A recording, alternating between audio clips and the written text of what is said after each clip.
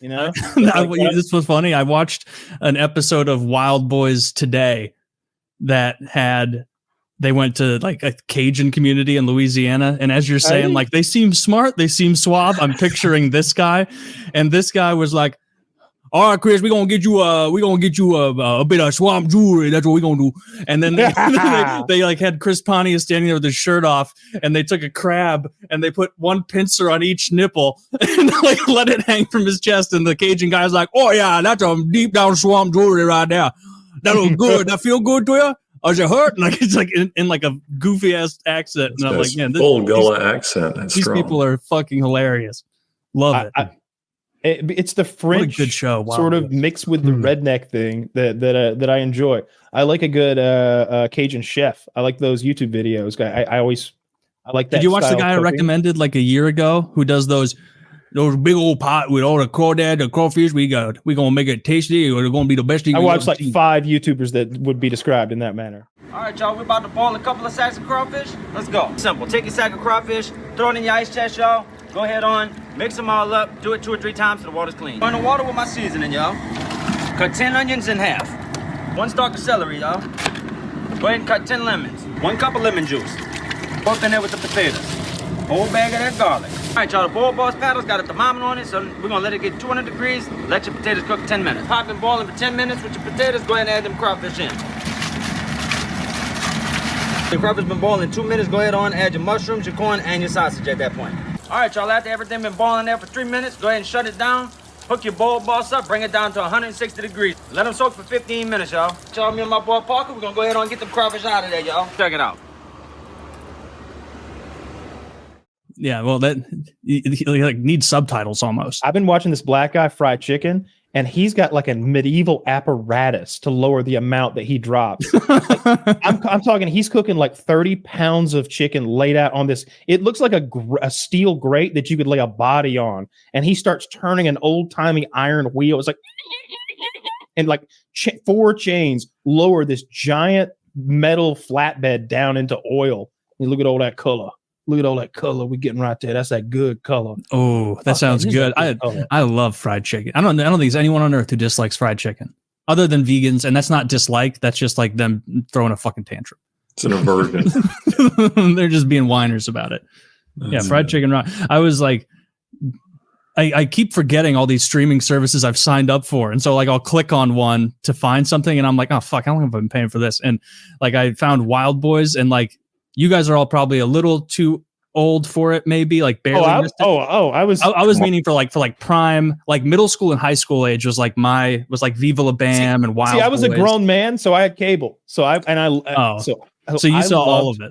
I love Jackass so much. It was a big part of like my 13 or 14, 15-year-old like formative years. I made my own Jackass video for a school project. Like I was really into the show and a fan of all those guys. So later on, when they each made their individual shows, I had some brand loyalty for Bam. You know, I wanted to go watch his show with his weird, creepy turned out to be a pedophile uncle. Remember that creepy guy? Don Vito.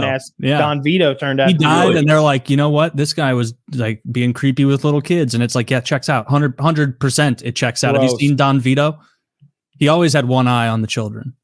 He only. It's because he had a really bad lazy eye. Yeah, one eye, pop-eyed over there. But I was watching Wildboyz today, and like seeing drugged up Steve-O. Like I'm so glad Steve-O's sober and his life has improved. 2 thumbs up to Steve-O for that. That's wonderful. But like seeing him like fucked up doing the old stunts is so much better than any new Jackass. That he was like there. This is Wildboyz. Yeah, that's Don Vito with the lazy eye. But he was like running around. Can you imagine trying to lure a child looking like that? What a hard life. No, that's tough. That's on hard difficulty. Without the internet, really. Yeah. With that, oh my God. I bet he leaned on that Bam fan. But Steve-O and Chris, like they would often like go meet tribesmen. And it wasn't that like well structured. They'd be like, all right, we're here hanging out with the Magubi tribe in Kenya. And like literally he went and hung out with these Kenyans, and he's like, these guys have the best game ever. You go to this giant beehive in the ground, and then they'll like go catch a bee and then run up and sting you with it. and so like it was just showing the cameraman, and then like some African guy who's just like that's his tribe, like sneaking up behind the cameraman with bees to like sting him. And they're like, oh, fuck, man. And they're just cracking up laughing. It's like, man, diversity. Yeah, that was the early days of MTV reality that's what made reality TV what it became. It all became fake and nonsense. But I remember Breaking Bonaducci was the first reality show I saw that was like real life, because Danny Bonaducci just happened to be going through like a life-altering divorce, and also reconciling with the fact that he's not a movie star anymore, while in the bottom phases of alcoholism. There's a scene where he chugs an entire bottle of Absolute vodka and then skateboards into like traffic. And do you think it was real vodka? Yeah. No, I thought it was all real. I think he got arrested on the show. Like he was getting in legal trouble. He was going crazy. He was always screaming. And this is like maybe 2000, 2001. That and the Osbournes. That was one of the OG. Seeing Ozzy Osbourne and his family go through all the nonsense, like that was fucking cool. And Flavor of Love.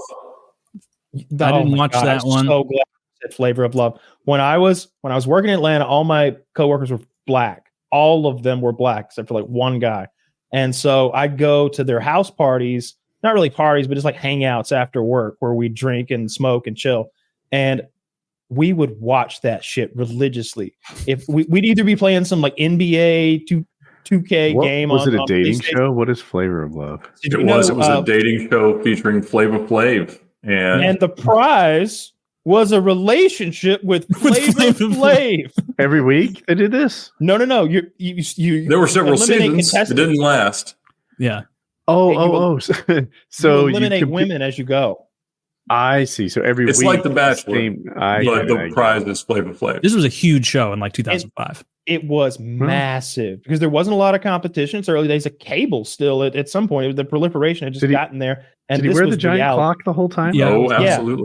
Yeah. And he gave all the girls nicknames at the beginning, and they went by the nicknames, which that was before they could even be promoting their own social brand. But it was like the most genius thing ever.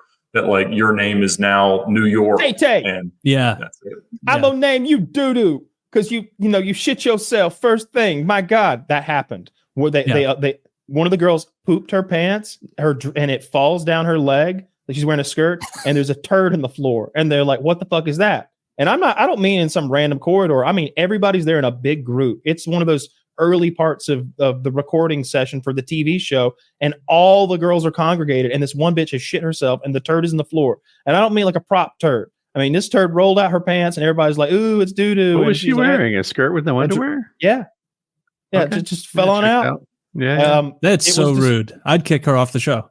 So then they did a second season, and I don't remember exactly how it came to be, but Brigitte Nielsen came to be with Flavor Flav. She was a supermodel and actress in the 80s. I know you've never seen Rocky IV, Taylor, but Woody, well, I need to see the first three. Do you remember? I know Brigitte Nielsen. Yeah, she was Sylvester Stallone's wife. She is in the 80s, she was like a 10 out of 10 gorgeous woman. She's like 6 feet, six, maybe 6'1". She's like a way taller 6'1". than Stallone. She's like a master race, gorgeous blonde in the 80s.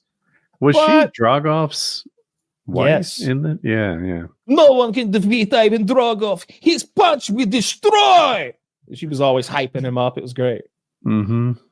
Yeah. She ended up somehow involved with the Flavor Flav reality show, and they like got together, and maybe it might have been the third season, and it became Brigitte and Flavor Flav, and they sort of traveled the world in love. Like they would be in bathtubs together, and the juxtaposition between this 50-something-year-old 6'1" blonde woman naked in a bathtub with this 5-foot-tall troll man wearing a clock and a bubble bath was hilarious. And it went on for I don't know how many seasons they did of him doing his dating show, and then him and Brigitte. But it went on for far too long. Yeah, right. 2006 to 2008 was the Flavor of Love run. I never liked that. Those were really the templates that are now followed by most social media content creators. Is just would you do if you were allowed to do whatever you want? And the template that we had was Bam Margera, and to me, it's wild. Just how they figured out, like, we just give these guys $250,000 worth of production budget a week, see what happens, and see it. Then they somehow don't die. Yeah. But it was a wild thing to watch as a very impressionable mind. Oh yeah, I think every young boy who was in middle school, high school, whatever, when those shows were coming out, had the urge to be like, I want to do this too. I want to jump off a roof in a shopping cart or whatever the fuck silly thing. And then we didn't ever end up making, like, I'd think that, and then I'd watch more of it. And I'd be like, man, these guys are like getting really hurt. Like, I didn't know, see, it's even worse because I didn't have any way to edit. I had this like it was my teacher's camera. You're making long form jackass content. Well, no, I would like do a thing and then I'd stop recording and then I would like do another thing. And they were like back, all the things were like, and they had intros and outros. Like, you know, I'd be like, all right, this is bush jumping. And then I'd jump into a fucking bush.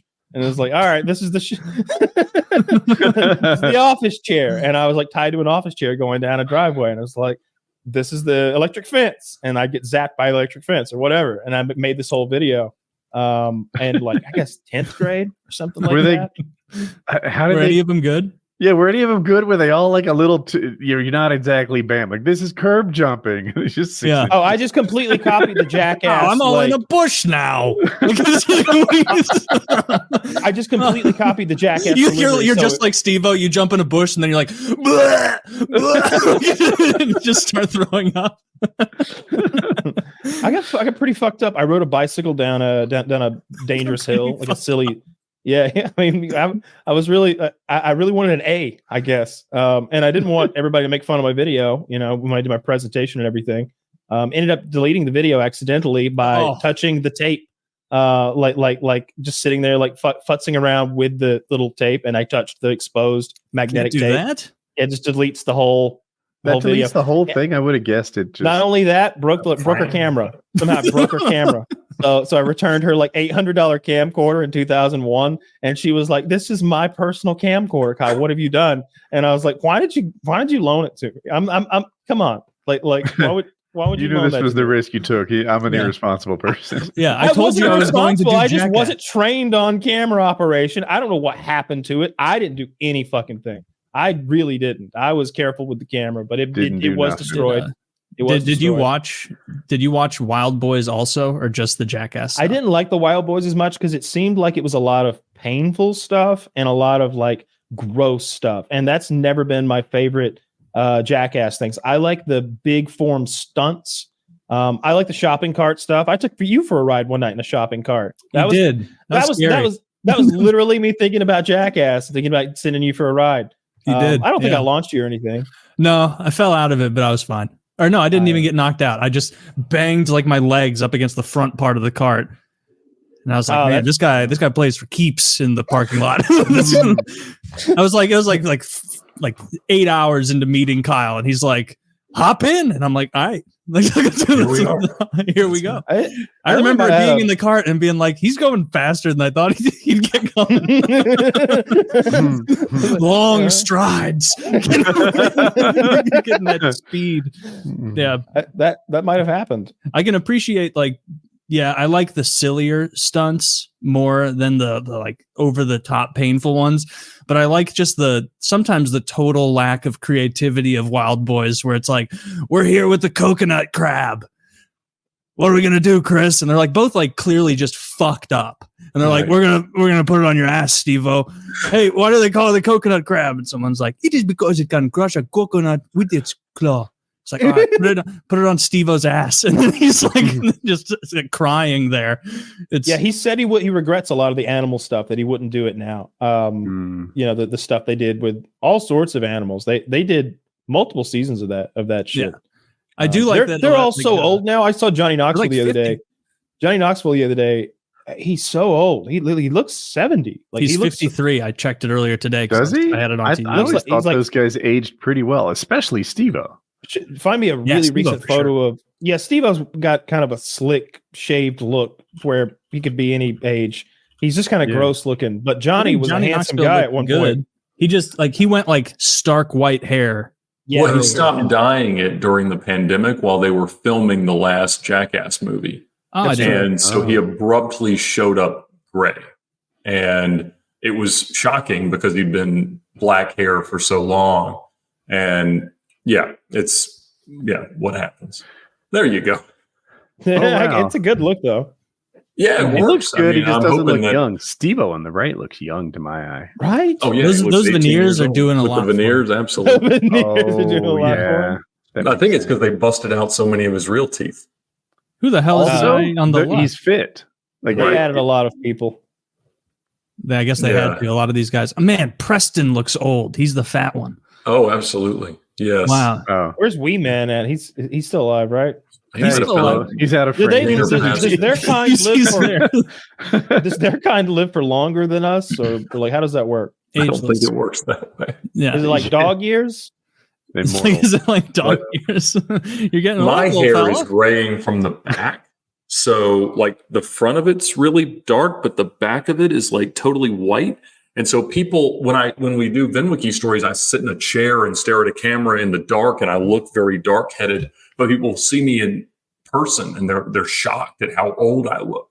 And they are not good at not saying that. So I hear it sort of every day. And it's fun. You're like, yeah, thank you. Yeah, that sounds thanks. great. Dude, my going hair, gray is weird. my gray hair, almost all of it is right above my ears, like the silver streak, and it's completely hidden with my headset on camera. I feel like people have no idea I'm graying, but I am. You're pulling it off. That's it. I'm not trying to pull it off. I feel like I'm gonna get exposed as gray haired or something. But No, you like going gray on the sides. Nothing wrong with that. It looks good. Like I'm it happy does. with my hair. I got lucky Yeah. with hair.